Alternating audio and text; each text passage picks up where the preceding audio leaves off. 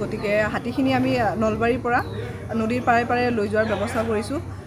আমি বাক্সা টিমো আছে আমাৰ লগত আৰু আমাৰ NGOৰ মানুহ আছে, NGOৰ মেম্বাৰ আৰু EPC মেম্বাৰো আছে। গোটেইখিনি মিলি কিনে আমি হাতীখিনি যিমান পাৰোঁ বাক্সাৰ ভিতৰলৈকে হেৰি কৰিম। তাৰপিছত বাক্সা ফৰেষ্ট ডিপাৰ্টমেণ্টে আমাৰ পৰা লৈ যাব ভূটান বৰ্ডাৰলৈকে। হাতীৰ উপস্থিতিটো প্ৰায় 100মান হাতী দেখা গৈছে আৰু বাকী আমাৰ ফৰেষ্ট ডিপাৰ্টমেণ্টৰ মানুহ আছে, আমাৰ 50জনমান আছে আৰু আমি বাহিৰৰ পৰা মানুহ আনিছোঁ 30জনমান মানুহ, যি হাতী খেলাত এক্সপাৰ্ট মানুহ।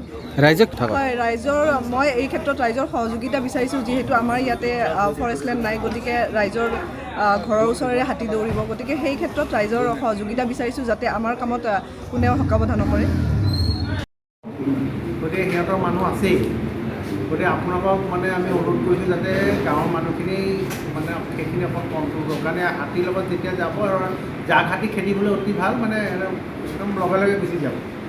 আৰু যিটো পাৰ্টি আমি আনিছোঁ বাহিৰৰ পৰা, সেইটো বৰ এতিয়া ল'ৰাকেইটা বৰ এক্সপাৰ্ট ল'ৰা, সিহঁতে এইটো কৰি লৈ যাব।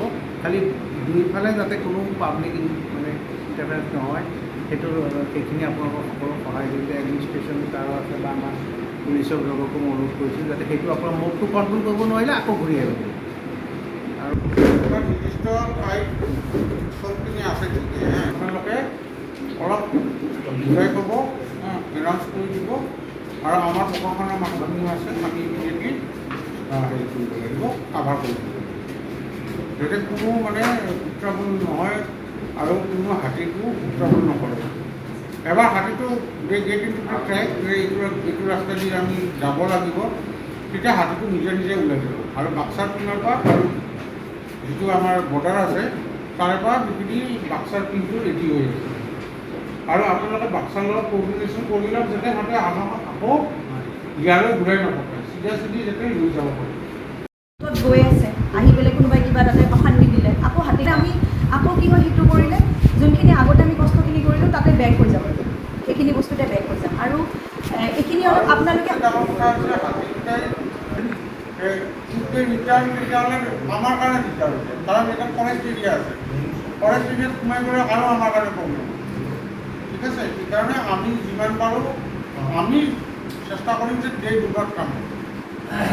কিন্তু ধৰক যোনটো আমি অকল ডিপাৰ্টমেণ্ট নহয়, মানুহখিনিকতো লাগিব, সহযোগিতা লাগিব ডেফিনেটলি। সেইকাৰণে আপোনালোকে সেইখিনি মানুহক সজাগ কৰিব, কাৰণ আমাৰ যদি প্ৰব্লেমটো ঠিক কৰিবলৈ আছে আমি গোটেইখিনি লগ হৈ পেলাই ডিপাৰ্টমেণ্টটো থাকিব, আপোনালোকৰ গাঁওবাসী ৰাইজকো ক'ব, একেলগে আহি পেলাইহে আমি প্ৰব্লেমটো, এনেকুৱা নহয় যে অকল ডিপাৰ্টমেণ্টে কৰিলে হ'ব, কাৰণ আকৌ মই বাৰে বাৰে কৈছোঁ মাজত দিগদাৰী হ'ব, আকৌ বেক হৈ যাম আমি। সেইকাৰণে আপোনালোকে সেইখিনি সজাগতা কৰক, গাঁৱে গাঁৱে জনাই দিয়ক। আমাৰ গাঁও প্ৰধানখিনি অলৰেডি আমি যোৱাকালিও এনাউন্সমেণ্ট দিয়াইছোঁ, ঘগ্ৰাপাৰাৰো গাঁও প্ৰধান আছে চাগে, তেওঁলোকো এনাউন্সমেণ্ট, আপোনালোকৰো এনাউন্সমেণ্ট দিয়া হৈছে চাগে।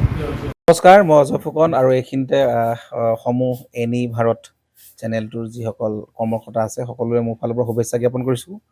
অসমৰ আচলতে সংবাদ জগতত নতুনকৈ আচলতে এটি আত্মপ্ৰকাশ ঘটিছে আমাৰ নিউজ চেনেল এনি ভাৰত, আৰু এনি ভাৰতৰ এটা খুব ধুনীয়া এটা অনুষ্ঠান হ'বলৈ গৈ আছে। সকলোৱে জানে আমাৰ সকলোৰে মৰমৰ হাৰ্টথ্ৰব জুবিন গাৰ্গৰ গানে কি আনে, আচলতে জুবিনদাৰ সেই গীতৰ আধাৰত আমাৰ হিৰুদাই লিখা সেই গীতটি গানে কি আনে, এই গানে কি আনে নামৰ এটি তেওঁলোকে সাংগীতিক ৰিয়েলিটি শ্ব' কৰিবলৈ গৈ আছে। আৰু 15 আগষ্টৰ পৰা গোটেই আৰম্ভ হ'ব।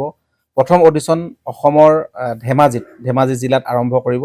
গতিকে সমূহ যিসকল প্ৰতিভা আছে, যিসকলে গান ভাল পায়, যিসকলে তেওঁলোকৰ নিজৰ প্ৰতিভা আচলতে দেখুৱাব বিচাৰে, এই ৰিয়েলিটি শ্ব'ত গানে কি আনে এই প্ৰতিযোগিতাত অংশগ্ৰহণ কৰক, আৰু খুব ধুনীয়া আপোনালোকে সুবৰ্ণ সুযোগ লাভ কৰিব।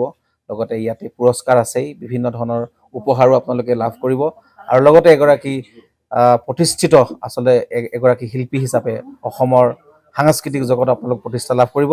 গতিকে গোটেই অনুষ্ঠানটোলৈ মোৰ ফালৰ পৰা শুভকামনা থাকিল, আৰু লগতে এই অনুষ্ঠানটোত আপোনালোকে অংশগ্ৰহণ কৰিব, আমিও আছোঁ, আৰু সকলোকে আমি লগ পাম। ধন্যবাদ।